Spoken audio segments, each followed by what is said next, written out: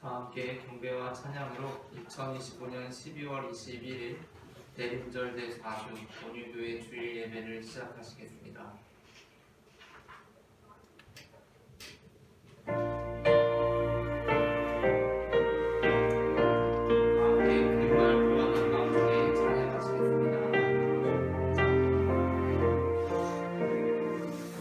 그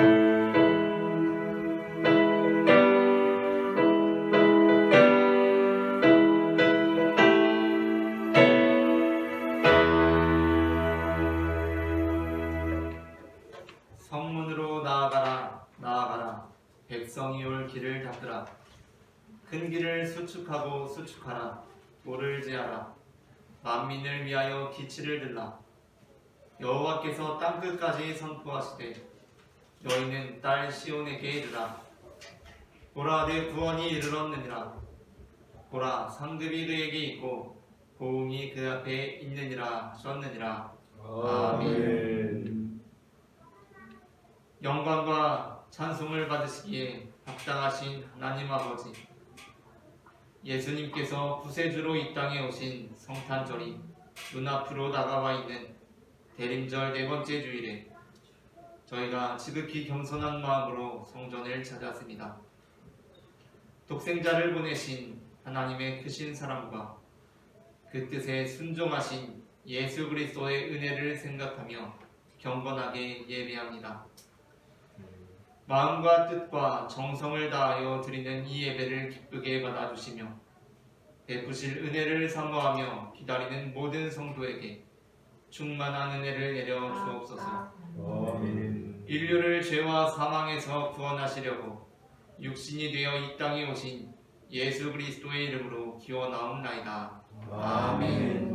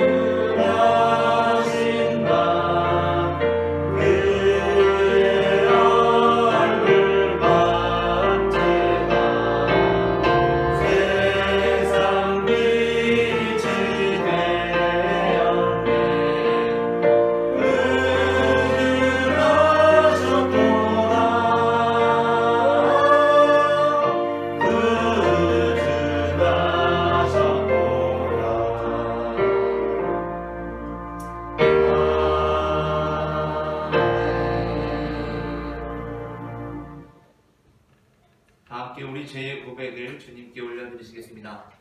거룩하신 주님, 대림절 마지막 주간에 구원자이신 예수님을 기다리며 마음 깊은 곳에 남아있는 죄악을 남김없이 씻어내고자 합니다.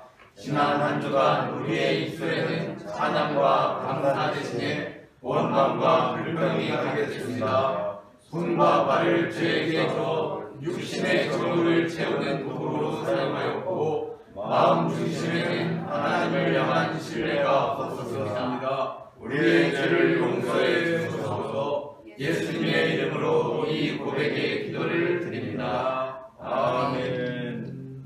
이 시간 우리의 죄를 사하시는 주님의 용서의 말씀을 받으시겠습니다. 주의 크신 긍휼로 그들을 아주 멸하지 아니하시며 버리지도 아니하셨사오니 주는 은혜로우시고 불쌍히 여기시는 하나님이시니이다. 아멘. 다 함께 교동문 118번 부주강림 네 번째 교독하시겠습니다. 나는 시온의 의가 빛같이 예루살렘의 구원이 횃불같이 나타나도록 시온을 위하여 잠잠하지 아니하며 예루살렘을 위하여 쉬지 아니할 것인즉 이방 나라들이 내 공의를 무당이 다 내 영광을 볼 것이요 너는 여호와의 입으로 정하실세 이름으로 일컬음을 들을 것이며 너는 또 여호와의 손의 아름다운 관 내 하나님의 손의 왕관이 될 것이라. 원하건대 주는 하늘을 갖고 강림하시고 주 앞에서 산들이 진동하기를 불이 섭을 사르며 불이 물을 끓음 같게 하사 주의 원수들이 주의 이름을 알게 하시며 이방 나라들로 주 앞에서 떨게 하옵소서. 주께서 강림하사 우리가 생각하지 못한 두려운 일을 행하시던 그때에 산들이 주 앞에서 진동하셨사오니 주에는 자기를 강망하는 자를 위하여 이런 일을 행하시니 옛부터 들은 자도 없고 귀로 들은 자도 없고 눈으로 본 자도 없었나이다. 아멘. 다 함께 사도신경으로 우리의 신앙을 고백하시겠습니다. 전능하사 천지를 만드신 하나님 아버지를 내가 믿사오며 그의 아들 우리 주 예수 그리스도를 믿사오니 이는 성령으로 잉태하사 긍정녀 마리아에게 하시고 본디오 빌라도에게 고난을 받으사 십자가에 못 박혀 주시고 장사한 지 사흘 만에 죽은 자 가운데서 다시 살아나시며 하늘에 오르사 전능하신 하나님 우편에 앉아 계시다. 저리로서 산자와 죽은 자를 심판하러 오시리라. 성령을 믿사오며 거룩한 공의와 성도가 서로 교통하는 것과 죄를 사하여 주시는 것과 공의를 하시는 것과 영원히 사는 것을 믿사옵나이다. 아멘.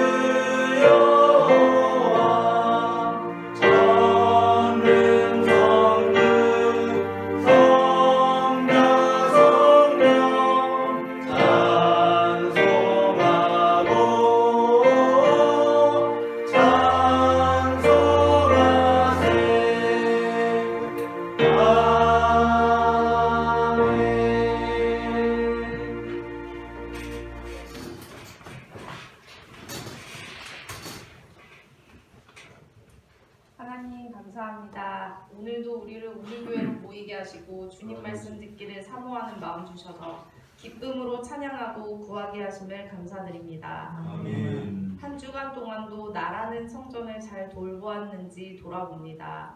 예수님께서 계실 만한 곳이었는지 돌아보며 미움과 시기, 질투를 내려놓고 사랑과 돌봄과 세워줌으로 작은 예수가 되어 사람들을 대하고자 하였는지 돌아봅니다. 순간순간 몸이 힘들어 마음이 지쳐 그렇게 하지 못한 상황들이 있음을 회개하며 십자가에 달리신 예수님을 바라봅니다. 나의 부족함을, 나의 약한 믿음을 고백하오니 주님 불쌍히 여겨주시고 더 큰 믿음 주시고 끝까지 달려나갈 믿음을 허락하여 주시옵소서. 아멘.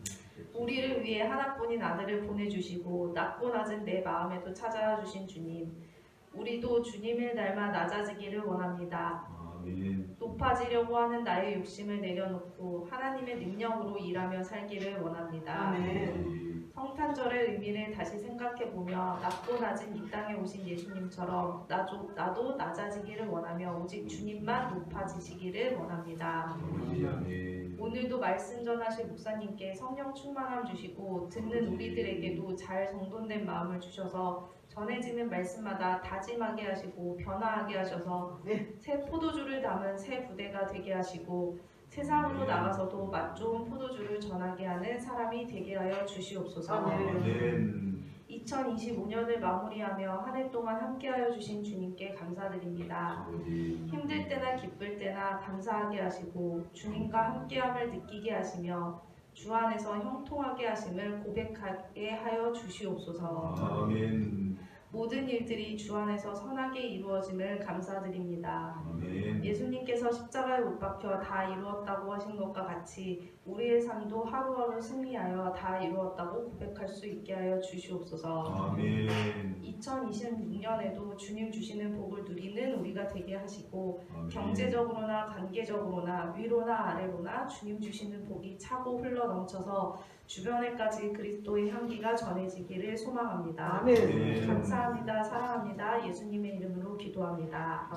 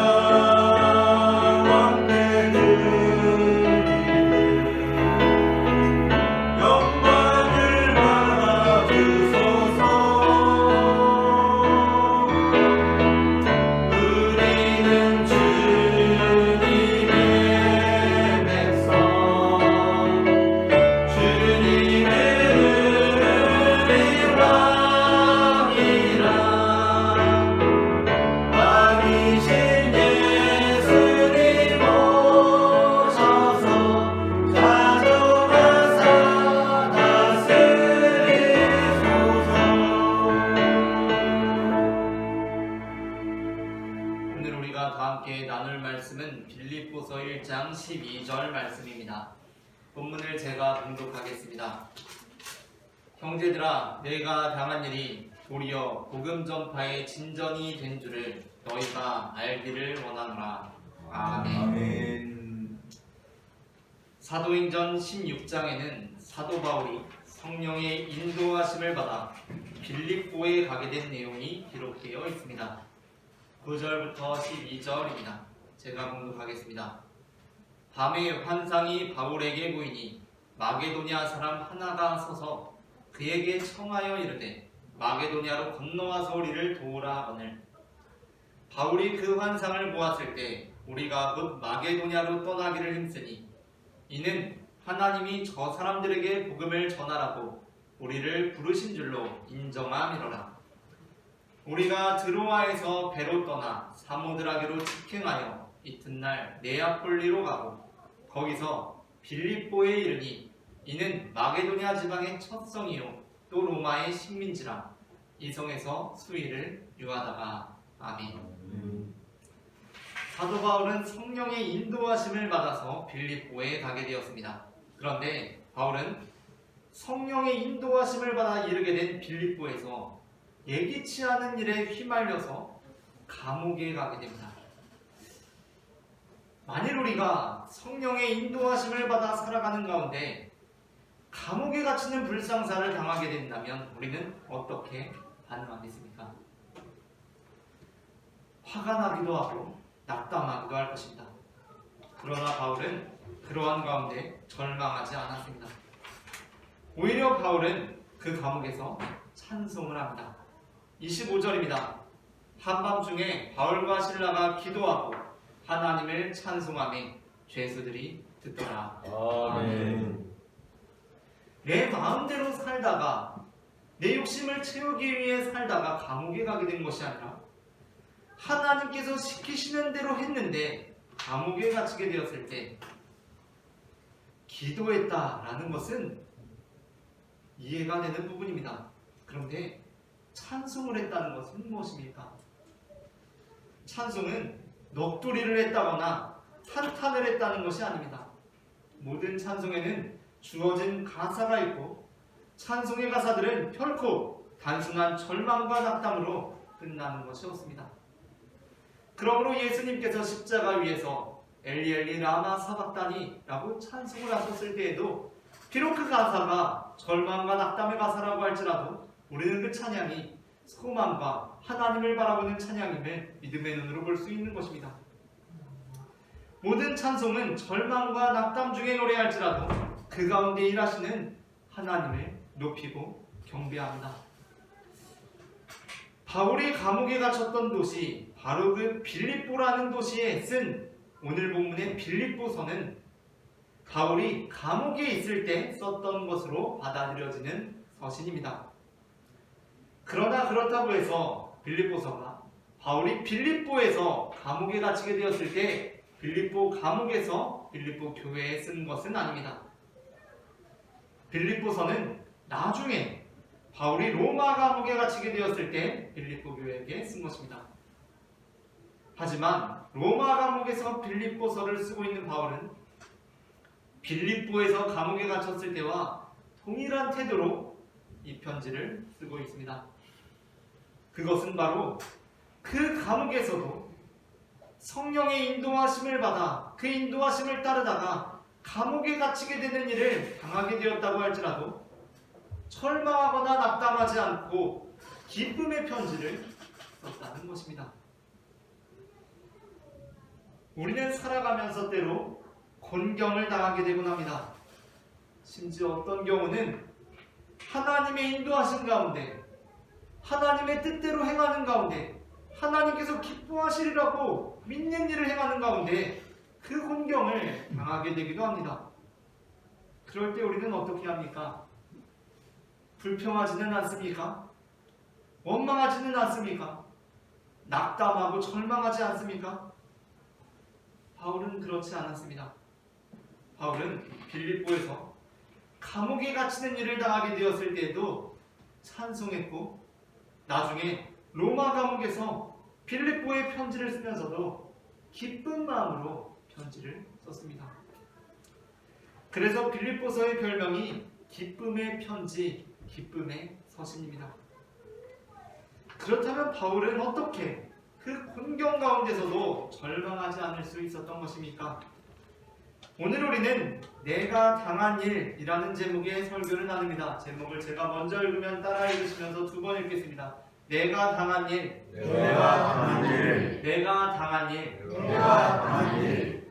전해지는 말씀을 통하여서 바울이 자신이 당하게 된 고통스러운 일들에 대해서 어떤 태도를 지님으로 절망하지 않았는지를 알게 되고 우리 또한 바울과 같은 삶의 태도를 견지함으로 고난을 당하는 중에도 절망하지 않는 성도가 되기를 소망합니다. 아멘. 그렇다면 바울은 공경 가운데 어떠한 태도를 취함으로 절망하지 않을 수 있었던 것입니까? 먼저 첫째 함께 읽겠습니다. 첫째, 바울은 자신의 공경에도 불구하고 복음을 위해 참여하고 있는 성도들로 인해 기뻐함으로 절망하지 않았습니다. 빌립보서 1장 1절부터 5절을 제가 봉독하겠습니다. 그리스도 예수의 종 바울과 디모데는 그리스도 예수 안에서 빌립보에 사는 모든 성도와 또한 감독들과 집사들에게 편지하노니 하나님 우리 아버지와 주 예수 그리스도로부터 은혜와 평강이 너희에게 있을지어다. 내가 너희를 생각할 때마다 나의 하나님께 감사하며 간구할 때마다 너희 무리를 위하여 기쁨으로 항상 간구함은 너희가 첫날부터 이제까지 복음을 위한 일에 참여하고 있기 때문이라. 아멘. 빌립보서를 쓸 때 바울은 로마의 감옥에 갇혀있는 상황이었습니다. 그러나 그럼에도 불구하고 바울은 하나님께 감사하고 또 간구할 때마다 이 기쁨이 솟아나서 그 기쁨으로 간구한다고 합니다. 우리가 일반적으로 간구한다 라는 간구의 이미지를 떠올리면 어떻습니까? 보통 간구는 안타까운 마음으로 하는 것입니다. 그런데 바울은 빌립보에 사는 성도들을 위해 간구하는데 간구할 때마다 기쁨으로 간구한다고 합니다. 그것이 도대체 무슨 말씀입니까? 율도교회라는 곳에서 다음 세대를 위한 기도회가 열렸습니다. 그래서 율도교회 장로님이신 홍길동 장로님이 그 다음 세대를 위한 기도회에 참석했습니다. 기도회 분위기에 따라서 사뭇 비장한 마음으로 홍길동 장로님은 다음 세대를 위한 기도회에 참석하고 있었습니다. 그렇게 한껏 기도회의 열기가 무르익을 즈음 인도자는 회중들의 깊은 기도를 이끌어내기 위해 회중들에게 그 회중들이 직접 알고 있는 다음 세대들, 실제로 존재하고 있는 그 다음 세대 아이들, 청소년들, 청년들을 머릿속에 그려보면서 기도하시라고 요청했습니다. 그러니까 회중들은 자신들의 자녀들, 또 자신들의 손자, 손녀들, 또 우리 교회학교 아이들을 생각하면서 머릿속에 그려보면서 기도했던 것입니다. 그래서 홍길동 장로님도 자신의 3살 배기 손자와 2살 배기 손녀를 생각하며 간절히 기도하기 시작했습니다. 정말 비장한 마음으로 간절하게 기도했습니다. 그런데 처음에는 정말 간절한 마음으로 이 다음 세대들을 안타까워하는 마음으로 기도하기 시작했는데 인도자의 인도에 따라서 정말 그들을 생각하면서 기도하다 보니까 그들을 머릿속에 그리면서 기도하다 보니까 자꾸만 이상하게도 웃음이 나는 것입니다. 정말 간절하게 그들이 잘 자라나기를 훌륭한 사람들이 되기를 기도하는데 그 얼굴을 머릿속에 그려보면 자꾸 웃음이 나고 기분이 좋아지는 것입니다. 왜 그런 것입니까? 홍길동 장로님은 누구보다도 그들이 훌륭한 사람들이 되기를 간절히 바라고 있습니다. 그러나 그와는 또 별개로 그들은 그냥 그들만 생각해도 웃음이 나는 존재들인 것입니다. 왜냐하면 그들이 나중에 훌륭한 사람들이 되는 것은 그 문제고 지금은 그저 그렇게 잘 있어주는 것만으로도 홍길동 장로님에게는 그것 자체가 큰 기쁨이기 때문입니다. 지금 바울의 마음이 그렇습니다. 바울은 빌립보 성도들을 위해서 간구합니다. 간절히 간구합니다. 그런데 그들을 생각하기만 하면 기쁘고 즐겁습니다. 내가 감옥에 있는 것이 문제가 아니라 그들 생각만 하면 기쁩니다. 왜 그렇습니까? 그들이 지금 바울이 감옥에 갇혀있는 이제까지도 복음을 위한 일에 참여하고 있기 때문이었습니다. 그것만으로도 바울은 기쁜 것입니다. 사실 우리가 살아가다 보면 우리는 사람의 영향을 굉장히 많이 받습니다. 그래서 굳이 내가 고난을 당한 것이 아니라 함께 신앙생활하던 형제자매들이 당하게 된 시련들이 나에게 고통으로 다가오기도 합니다. 그래서 내 형제자매에게 찾아온 시련들 그 자체가 나에게 시험이 되어서 내가 고난을 당하게 된 것이 아니라 정말 믿음생활 잘하던 형제자매들이 당하게 된 시련이 나에게 시험이 되어서 내가 믿음을 떠나게 되는 경우들이 있습니다. 그러한 현실 속에서 빌립보 성도들은 바울이 시련을 당하게 되었는데도 불구하고 여전히 바울의 강력한 지원자들로 남아 있었던 것이었습니다. 바울은 그것을 자신의 기쁨으로 삼았습니다. 우리에게 시련이 찾아오면 우리의 시야는 좁아지고 우리의 마음은 쪼그라듭니다. 그래서 모든 시선이 나를 향하게 됩니다. 그래서 심지어 내가 이렇게 고통당하고 어려운 상황 속에 있는데 가까운 사람들이 아무 일 없는 것처럼 믿음 생활 잘하면서 살고 있는 것을 보면 약간은 야속하게 느껴지기도 합니다. 물론 우리는 우리 주변에 어려움에 처한 사람이 있는데 그 사람을 외면하거나 그 사람에 대해서 무관심해서는 안 될 것입니다.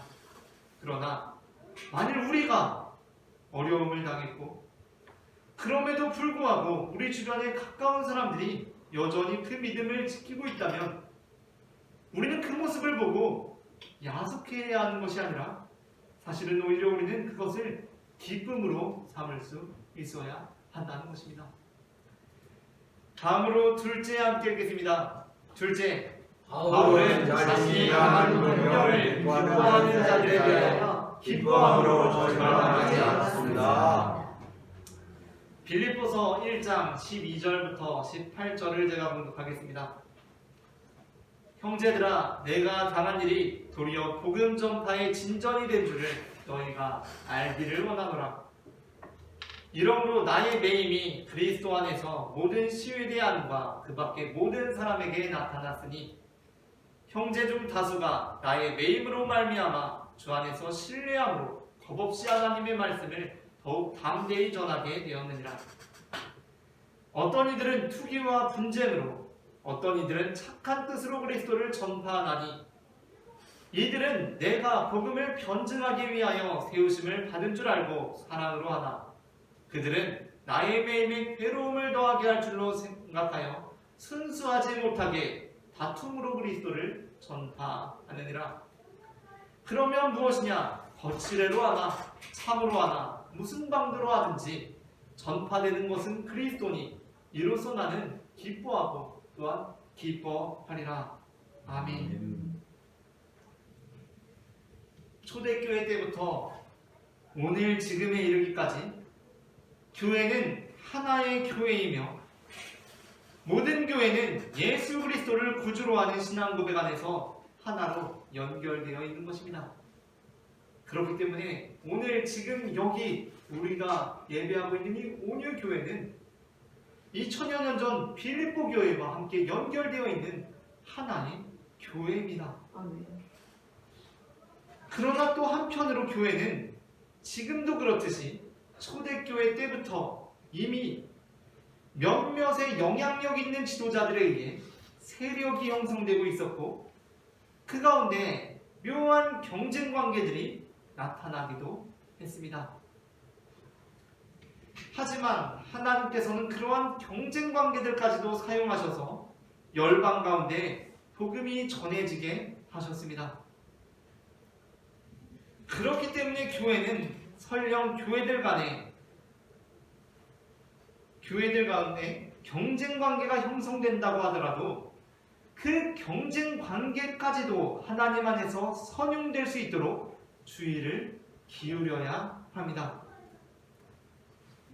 그래서 사실 특정 교회들 간의 경쟁 관계가 형성되어서 서로 열심히 전도하는 것은 필요한 일이지만 경쟁 관계에 있는 교회가 당하게 된 시련이나 불행을 좋아하고 이용하려고 해서는 안 되는 것입니다. 그러한 점에서 사실 바울이 복음을 전하다가 감옥에 갇히게 된 것은 초대교회 당시 바울과 동역관계에 있는 사람들뿐만 아니라 경쟁관계에 있는 사람들까지도 다 함께 그것을 마음 아파하고 함께 기도해야 하는 상황이었던 것입니다. 그런데 그 와중에 바울이 감옥에 갇히게 되었을 때 그냥 그런가 보다 하고 그냥 이전에 하던 대로 복음을 열심히 전하면 될 일인데 바울과 경쟁 관계에 있던 사람들이 오히려 바울이 감옥에 갇히게 된 것을 자신들의 호재로 여기면서 그것을 드러내놓고 좋아한다는 소문이 퍼져나가기 시작했습니다. 그것은 바울과 동역 관계에 있던 빌립보 교회에게 큰 실망감을 주고 복음 자체에 대하여 낙담케 할 만한 사건이었습니다. 이제 내년에는 파주가 K2 리그에 소속된 축구팀을 갖게 된다고 합니다. 파주가 이제 프로 축구팀을 갖게 되는데 프로 축구팀 간에는 라이벌 팀이 있습니다. 그래서 파주와 김포팀이 경기를 하게 되었습니다. 그런데 파주 우리 팀 선수 한 명이 큰 부상이나 갑작스러운 문제로 인해서 경기장에 누워서 생사를 왔다 갔다 하는 상황에 있게 되었다고 생각해 봅시다. 갑자기 심장에 문제가 생겨서 선수가 큰 위기에 빠진 것입니다. 그러면 페어플레이 정신으로 우리 팀 선수들은 물론이고 사실 상대팀 선수들도 그것을 안타까워하고 그 선수가 온전히 회복될 수 있기를 기원해야 하는 것입니다. 그것은 경쟁과는 별개로 당연히 그렇게 해야 하는 것입니다. 그런데 오히려 상대팀 선수들이 그것을 호재로 여기면서 자기들의 기회로 여긴다면 축구팬들은 어떠한 마음이 들겠습니까? 단순히 상대편 선수들을 비난하는 것을 넘어서 축구 자체에 대해서 완전히 정이 떨어지게 되는 것입니다. 빌립보 교회 성도들이 바울과 경쟁 관계에 있던 사람들이 바울의 감옥에 갇히게 된 것을 오히려 호재로 여기고 기회로 여긴다는 소식을 듣게 되었을 때 그것은 빌립보 교회 성도들의 복음에 관하여 낙담케 할 만한 큰 사건이었습니다. 하지만 바울은 오히려 그러한 상황 속에서도 빌립보 교회를 깨우치면서 그렇다고 할지라도 이 또한 잘된 일이고 자신에게는 기쁜 일이라고 합니다.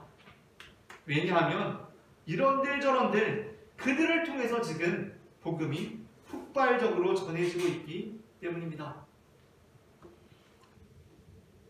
우리나라의 개신교는 수많은 교파와 교단으로 나뉘어져 있는 것으로 온 세계에 유명합니다. 이는 한국교회가 반드시 돌이켜야 할 과거로서 한국교회는 앞으로 하나됨의 목표를 향해 끝없이 노력해야 할 것입니다. 감리교회든 장로교회든 침례교회든 성결교회든 순복음교회든 우리는 모두 다 하나의 교회입니다. 특히 우리나라에서는 장로교회의 분열이 매우 심했는데 통합이든 합동이든 고신이든 기장이든 모두 다 하나의 교회인 것입니다. 그런데 참 교회사적으로 신기한 것이 있습니다. 그것은 보통 무언가 분열이 되면 그것이 지니고 있던 힘과 파워가 분산되고 결국에는 소멸이 되기 마련인데 한국 교회의 경우에는 엄청난 분열을 하면서 그것이 마치 세포 분열이나 핵 분열을 하듯이 엄청난 에너지를 일으키면서 유례없는 성장을 이루어냈다는 것입니다. 그렇다면 이 일이 어떻게 가능했던 것입니까? 이것은 우리가 둔 악수를 하나님께서 묘수로 사용하셨다고밖에 해석할 수가 없습니다. 그러니까 바울의 경쟁자들이 바울이 감옥에 갇혔다는 소식을 듣고 야 그거 참 잘된 일이다 라고 여긴 것은 분명 하나님의 뜻에 합당하지 않은 아주 잘못된 마음이었습니다. 그런데 하나님께서는 그 악한 마음, 그 악수마저도 묘수로 사용하셔서 그들로 하여금 야 그렇다면 우리가 이를 기회로 삼아서 더 열심히 복음을 전하자 라고 열심을 내게 하신 것입니다. 우리가 그리스도인으로 살아간다는 것은 하나님의 바둑판에서 나라는 바둑알 하나에만 매몰되어서 나의 행불행에 집착하며 살아가는 것을 의미하지 않습니다. 우리가 그리스도인이 된다는 것은 우리가 비록 하나의 바둑알이지만 우리 또한 바둑을 두시는 하나님의 전체의 시야를 넓은 시야를 가지고 이 세상을 바라보게 되는 것입니다. 어쩌다 이렇게 길을 걸어오다가 뒤늦게 주머니에 있던 10,000원짜리 몇 장이 지나는 길에 잃어버린 것을 깨닫게 되었습니다. 그렇게 되면 속이 무척 쓰립니다. 정말 부주의에 있던 내 자신이 너무나 싫고 한심하게 느껴지기도 합니다. 우리는 그러한 일이 없도록 늘 하나님께서 우리에게 주신 재물을 소중히 여기고 그것들이 우리들의 불찰로 의미 없이 버려지는 일이 없도록 조심해야 합니다. 그런데 또 살다 보면 아무리 조심해도 그런 일들이 생깁니다. 그때 그리스도인은 어떻게 해야 합니까? 돈 잃어버려서 그냥 짜증나네 해야 합니까? 별일도 아닌데 막 주변 사람들한테 막 신경질 내야 합니까? 그냥 다 짜증난다고 해야 합니까? 그래서는 안 된다는 것입니다. 예수님께서는 참새 한 마리도 하나님께서 허락하지 않으시면 땅에 떨어지지 않는다 라고 말씀하셨습니다. 그렇다면 내가 돈을 잃어버리게 된 이 악수 같은 상황일지라도 하나님께서는 이 상황조차도 묘수로 사용하시리라는 것을 우리는 믿을 수 있어야 합니다. 아멘. 그래서 그리스도인들은 우리가 돈을 내 부주의로 잃어버렸으면서도 그것을 반성하고 다시는 그러지 말아야겠다 결단하지만 그 일도 우리에게는 기쁜 일이 될 수 있어야 합니다. 아멘. 우리는 하나님의 바둑판 위에서 나보다 그 돈이 더 필요한 사람이 그 돈을 주었을 수 있도록 하나님께서 묘수를 주신 것이라고 믿기 때문입니다. 마지막으로 셋째 함께 읽겠습니다. 셋째, 바울은 자신이 당한 공경에도 불구하고 자신의 삶이 성도들의 기쁨이 되리라는 믿음으로 절망하지 않았습니다. 빌립보서 1장 21절부터 26절을 제가 봉독하겠습니다. 이는 내게 사는 것이 그리스도니 죽는 것도 유익함이라. 그러나 만일 육신으로 사는 이것이 내일의 열매일진데 무엇을 택해야 하는지 나는 알지 못하노라. 내가 그 둘 사이에 끼었으니 차라리 세상을 떠나서 그리스도와 함께 있는 것이 훨씬 더 좋은 일이라. 그렇게 하고 싶으나 내가 육신으로 있는 것이 너희를 위하여 더 유익하리라. 내가 살 것과 너희 믿음의 진보와 기쁨을 위하여 너희 무리와 함께 거할 이것을 확실히 아노니 내가 다시 너희와 같이 있으므로 그리스도 예수 안에서 너희 자랑이 나로 말미암아 풍성하게 하려 함이라. 아멘. 사람이 살다가 정말 어렵고 힘든 일들을 만나게 되면 사는 것보다 죽는 게 더 낫겠다는 생각을 하게 되는 경우들도 있는 것 같습니다. 그래서 어떤 사람들은 실제로 자신들의 삶을 비관하고 극단적인 선택을 하기도 하고 또 실제로 그런 극단적인 선택을 하지 않는다고 하더라도 푸념 섞인 말로라도 차라리 죽는 게 낫겠다라는 표현의 말들을 사용하는 것을 종종 보게 되기도 합니다. 어쩌면 바울도 복음을 전하다가 감옥에 갇히게 되었을 때 그런 연약한 생각을 약간이나마 하게 되었던 것 같기도 합니다. 본문에서 바울이 하는 말씀이 무엇입니까? 내가 어차피 예수도 믿고 그리고 또 사명도 감당할 만큼 감당했고 하니 이제는 내가 그냥 죽는 것도 좋겠다는 것이었습니다. 하지만 바울은 그것이 넷에 대한 믿음이 아니라 믿음으로 포장된 절망이라는 것을 잘 알고 있었습니다. 그렇기 때문에 그리스도인은 아무리 그 믿음을 갖고 있다고 할지라도 내가 이제는 죽는 게 더 좋겠다라는 말을 표현해서는 안 됩니다. 아멘. 따라서 바울은 빌립보 교회에게 다시 자신이 세상을 떠나는 것이 아니라 이 세상에 남아있는 것이 빌립보 성도들에게 더 유익하리라고 말씀합니다. 아멘.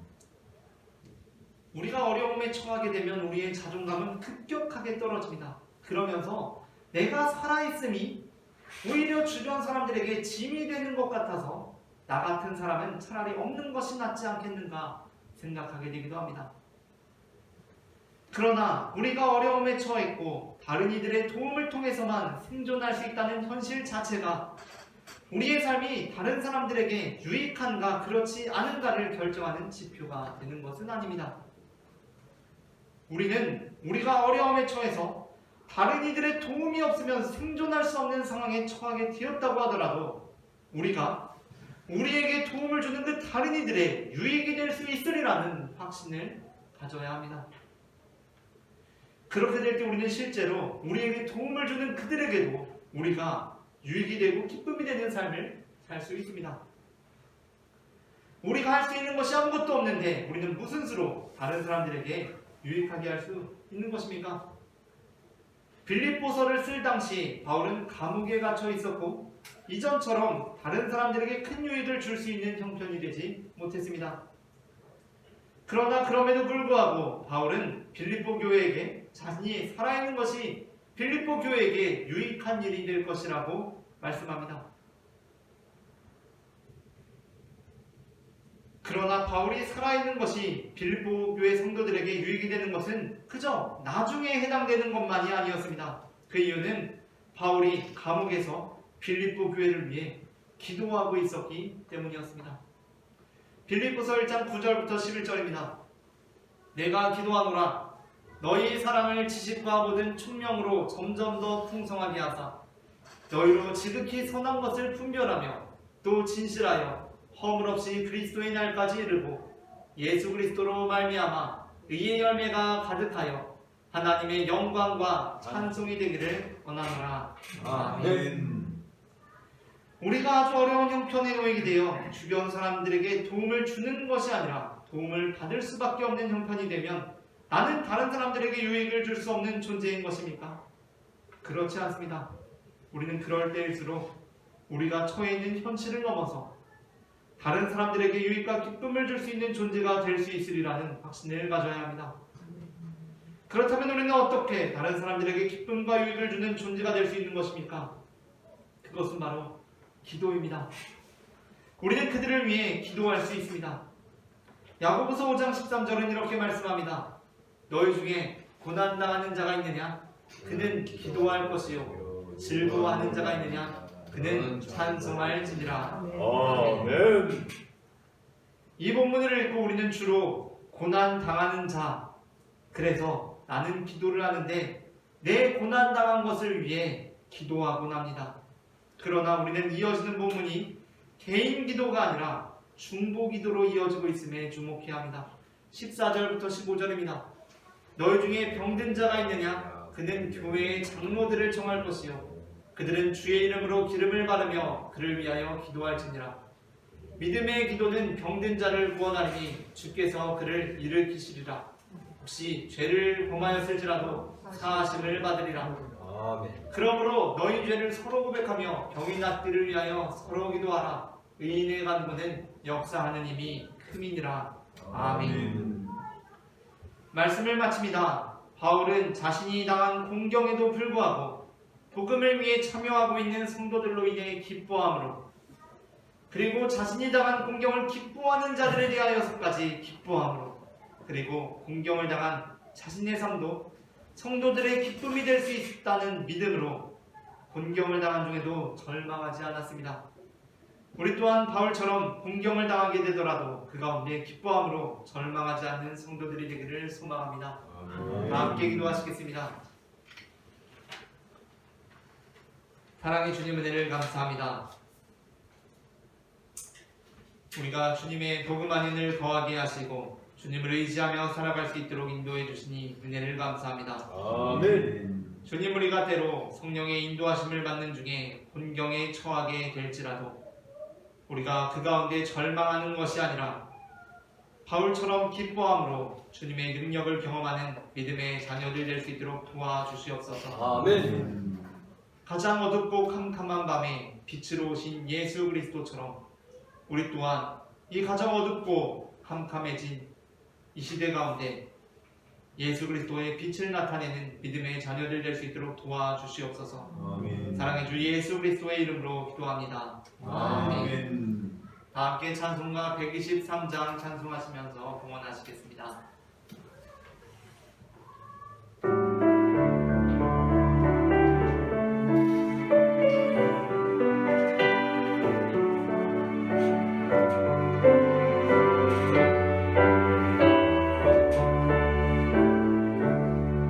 자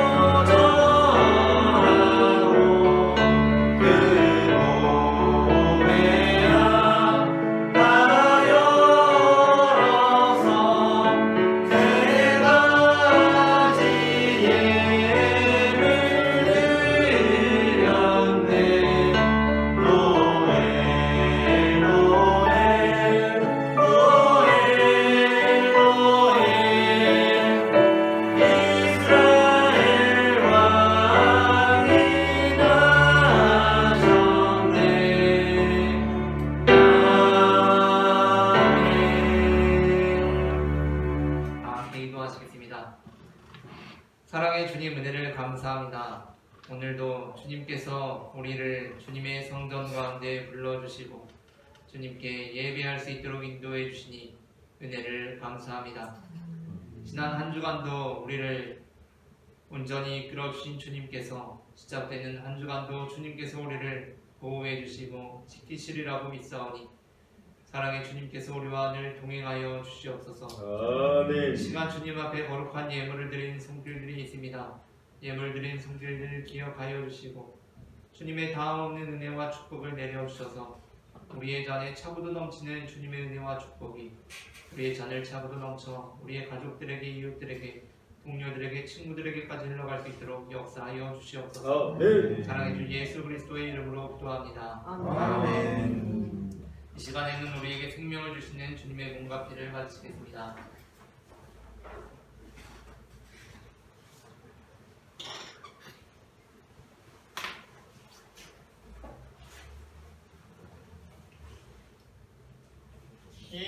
이것은 주님의 몸, 이것은 주님의 피, 이것을 먹고 마셔 주님의 생명 얻네. 이 떡을 받습니다. 이 잔을 받습니다. 주님을 사랑해요. 십자가 기억하리.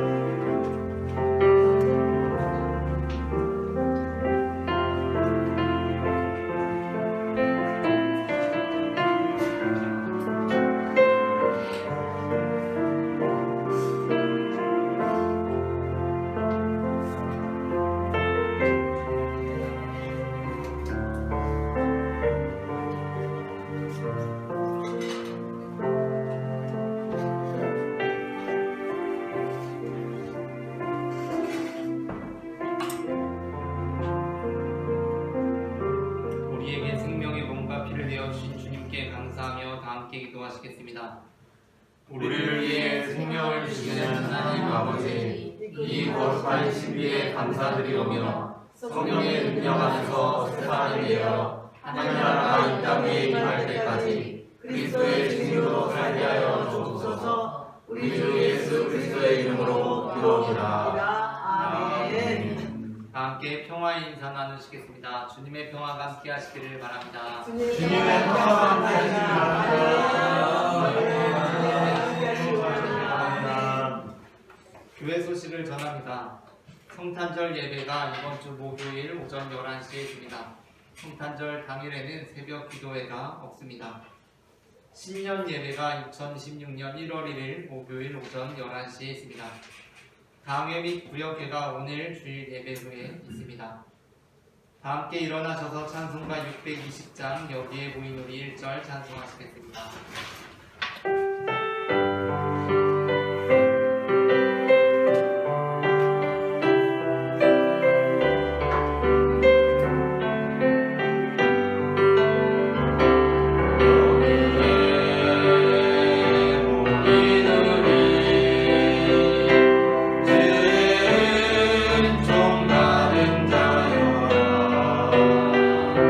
주께서